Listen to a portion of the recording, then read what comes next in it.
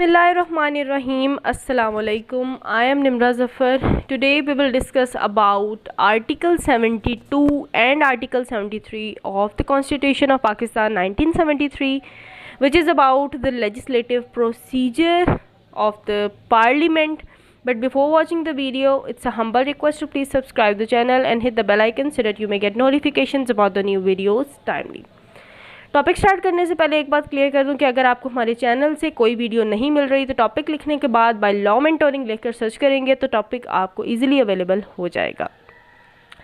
एक और बात मैं ऐड करना ज़रूरी समझूंगी कि इंस्टाग्राम पे पेज है लॉ नोट्स के हवाले से। लॉ नोट्स, अगर किसी बच्चे को किसी भी टॉपिक के हवाले से कोई भी नोट्स चाहिए हों तो आप इंस्टाग्राम पे जाके लॉ नोट्स 8 सर्च करें तो आपको पेज मिल जाएगा और वहाँ आप कांटेक्ट करके नोट्स जिस भी टॉपिक पर आपको चाहिए आप नोट्स परचेज़ कर सकते हैं इन a very low price.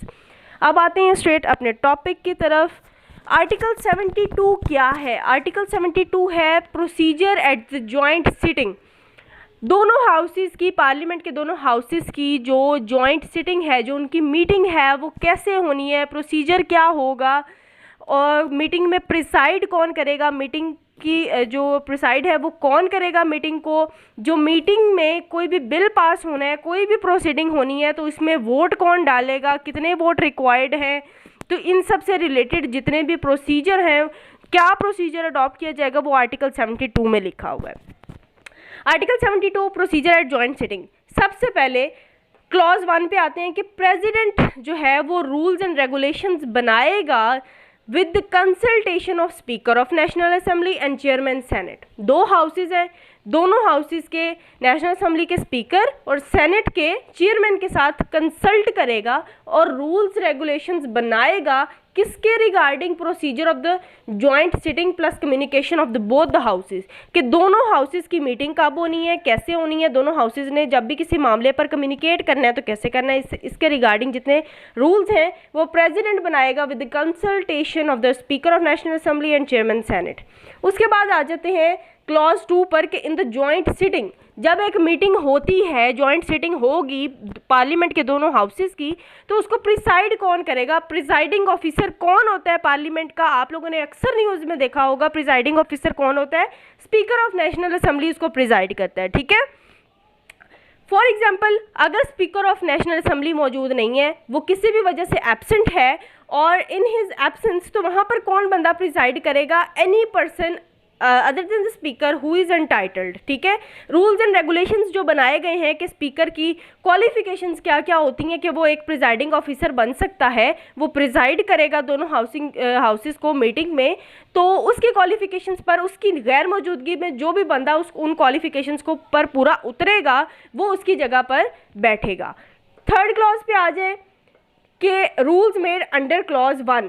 Clause 1 में हमने क्या रूल मेकिंग जो है वो किसकी पढ़ी थी, प्रेसिडेंट रूल्स बनाता है कि जॉइंट सिटिंग कैसे होनी है, मीटिंग कैसे होनी है, कम्युनिकेशन कैसे होनी है। तो ये जो रूल्स हमने क्लॉज 1 के अंडर पढ़े हैं, shall laid down before the joint sitting.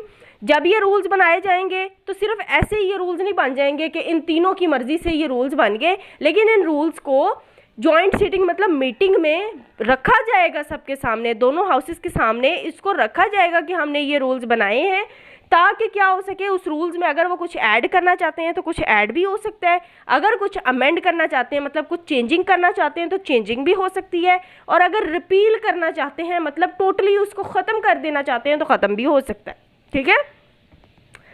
तो उसके बाद आ जाते हैं क्लॉज नंबर 4 पर कि ऑल द डिसीजंस, जो भी दोनों हाउसेस की डिसीजंस ली जाएंगी किसी भी मामले पर एक मीटिंग में, तो वो जो डिसीजंस होंगी वो कैसे ली जाएंगी, जितने दोनों हाउसेस के मेंबर्स प्रेजेंट होंगे उनकी वोटिंग करवाई जाएगी और मेजॉरिटी के वोट्स हर बात पर, हर मसले पर उनके मेजॉरिटी के वोट्स जब तक कंप्लीट नहीं होते, मतलब अगर 100 पार्टिसिपेंट्स हैं या 100 मेंबर्स हैं दोनों हाउसेस के मिलाकर, तो 50 मेंबर्स की जो वोट्स हैं एटलीस्ट वो चाहिए होंगे, ठीक है। तो तभी कोई डिसीजन जो है जो वो लिया जाएगा। उसके बाद आ जाते हैं आर्टिकल नंबर 73 पर procedure with respect to money bills. मैंने आप लोगों को पिछली वीडियो में ये बात बताई थी कि बिल्स की काइंड्स होती हैं। मनी बिल जो होते हैं, जो फाइनेंशियल बिल्स होते हैं, जो पैसों से रिलेटेड होते हैं, वो बिल हमेशा ओरिजिनेट कहाँ से होता है? नेशनल असेंबली से होता है। इसके अलावा जो बिल्स होते हैं वो कहाँ से ओरिजिनेट हो सकते हैं? किसी भी हाउस से ओरिजिनेट होते हैं। वो ऑर्डिनरी बिल्स होते हैं, आम बिल्स होते हैं कि कोई लॉ बनाना है ये वो। लेकिन जहाँ फाइनेंशियल मामलात आ जाते हैं पाकिस्तान के, जहाँ पे मनी बिल्स आ जाते हैं, जहाँ पाकिस्तान का जो है, पाकिस्तान ने आईएमएफ से कर्ज़ा लेना है, पाकिस्तान ने टैक्स लगाने हैं, पाकिस्तान ने फंड्स जो है वो लेने हैं, मनी बोरो करना है आईएमएफ से, जैसे हम करते हैं, कोई भी ऐसी चीज़ है जो कि पैसों से रिलेटेड है, वह वो बिल कहाँ से ओरिजिनेट होता है? नेशनल असेंबली से। मतलब निकलता वो बिल नेशनल असेंबली से ही है पहली बार, ठीक है, सेनेट से नहीं निकल सकता। सेनेट के पास बाद में जाता है फॉर द रिकमेंडेशंस। क्लॉज 1 क्या कहती है कि वो मनी बिल जो होते हैं ना, जो फाइनेंशियल बिल्स होते हैं, शेल, एक बात अपने माइंड में रखें कि जहाँ शेल का वर्ड यूज़ हो, इट्स मीन कि वो मैंडेटरी है, ज़रूरी है, लाजमी है, आपको वैसे ही एक्ट करना पड़ेगा। जहाँ पर शेल का वर्ड यूज़ होता है मतलब कि वो चीज़ लाजमी करार दे दी गई है। जहाँ मे का वर्ड यूज़ होता है वहाँ पे जो है वो मैंडेटरी नहीं होता, वो ज़रूरी नहीं होता। जैसे हमने इसमें कि उसके सामने जो है दोनों जो भी रूल्स एंड रेगुलेशंस वो तीनों मिलकर बनाएंगे, वो कहाँ भेजे जाएंगे? आगे दोनों हाउसेस के सामने रखे जाएंगे ताकि वो उसमें अमेंडमेंट कर सकें। कोई एडिशन करनी है, उसको रिपील करना है, तो वो वहाँ वर्ड यूज़ हुआ था मे बी, मतलब ज़रूरी नहीं है कि उसमें कोई एडिशन हो या अमेंडमेंट हो या वो रिपील हो, मे बी का वर्ड यूज़ हुआ है। लेकिन जहाँ शेल का वर्ड यूज़ हो रहा है, it's mean it's mandatory. Money bill जो है वो हर सूरत कहाँ से ओरिजिनेट होगा? नेशनल असेंबली से ओरिजिनेट होगा। लेकिन एक प्रोवाइजो है इसमें। प्रोवाइजो का क्या मतलब है? एक्सेप्शन है इसमें एक, मतलब एक्सेप्शन क्या है? ओरिजिनेट इसने नेशनल असेंबली से ही होना है। लेकिन मनी बिल या फाइनेंशियल बिल कोई भी है जिसमें, या एनुअल बजट की बात हुई है जिस बिल में, उसकी एक कॉपी भेजी जाएगी, transmitted to the Senate, Senate को भेजी जाएगी दूसरे हाउस को फॉर रिकमेंडेशंस। ये चीज़ जो है ये ज़रूरी है। Copy shall be transmitted, shall का वर्ड यूज हुआ है, इट्स मीन इट्स मैंडेटरी कि नेशनल असेंबली सिर्फ अपने दम पर ही ये काम नहीं करेगी, सेनेट को रिकमेंडेशंस के लिए उसकी कॉपी लाजमी भेजी जाएगी। उसके बाद क्लॉज 1A क्या कहती है कि नेशनल असेंबली कंसीडर करेगी सेनेट की रिकमेंडेशंस को, उसके बाद वो बिल जो है वो प्रेजेंट किया जाएगा, प्रेसिडेंट के पास भेजा जाएगा फॉर असेंट, कि वो उस पर सिग्नेचर करे और अपनी असेंट दे। उसके बाद क्लॉज नंबर 2 आ जाता है कि अगर बिल फॉर अमेंडमेंट, ये तो था ना कि बिल नया बना है, नए लॉज बना रहे हैं हम, किन से रिलेटेड? मनी बिल है, फाइनेंशियल बिल है, कोई भी नए लॉज बन रहे हैं। लेकिन पुराने लॉज हैं उनमें सिर्फ अमेंडमेंट होनी है, लेकिन वो लॉज किससे रिलेटेड हैं? इन्हीं से रिलेटेड है, फाइनेंशियल बिल्स और मनी बिल्स से रिलेटेड ही हैं, ठीक है। जिनमें उस बिल में किस किस ऐसे तमाम बिल जो हैं वो नेशनल असेंबली से ही ओरिजिनेट होंगे, जो किससे रिलेटेड हैं? फाइनेंशियल बिल्स हैं, जिसमें किसकी बात हुई है? टैक्स की बात हुई है कि गवर्नमेंट जो है वो टैक्स बढ़ाना चाह रही है, टैक्स रिड्यूस करना चाह रही है, किन किन चीज़ों पर वो टैक्स लगाना चाह रही है। पैसों के मामलात है ना, बोरो करना चाह रही है हुकूमत हमारी मनी किसी भी से भी, कंसोलिडेशन ऑफ फंड्स की बात हो रही है, money receipt of money on the account of public, public के अकाउंट्स में से वो पैसे जो है वो लेना चाह रही है, पब्लिक से कोई भी फंड्स लेना चाह रही है।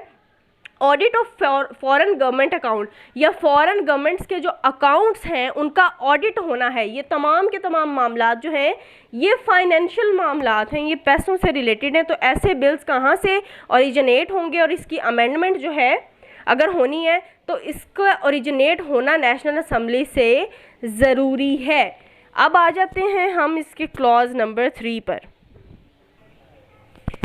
क्लॉज 4 क्या कहती है कि weather a bill is money bill और नॉट। अगर ऐसा कोई क्वेश्चन अराइज हो जिसमें पता ना चल रहा हो कि ये जो बिल है ये मनी बिल है या नहीं है, कि ये नेशनल असेंबली से ओरिजिनेट होना है या नहीं होना है, अगर ऐसी कोई कन्फ्यूजन है तो इस बात का फैसला कौन करेगा कि ये बिल जो है वो मनी बिल है या नहीं है? तो इस बात का फैसला करेगा स्पीकर ऑफ नेशनल असेंबली। जो उसका डिसीजन होगा वही फाइनल होगा। लास्ट क्लॉज 5 क्या कहती है कि एवरी मनी बिल, हमने पहले ये बात की है कि इस बात का फैसला कि ये मनी बिल है या नहीं ये कौन करेगा? Speaker of national assembly decide करेगा और उसका एक सर्टिफिकेट बन जाएगा कि ये मनी बिल ही है।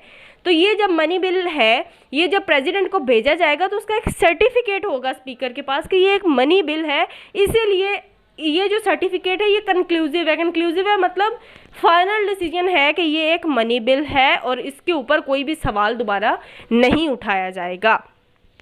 So this was all about our today's lecture. Thanks for watching the video, and if you like the video then don't forget to like, share and comment. Thank you so much.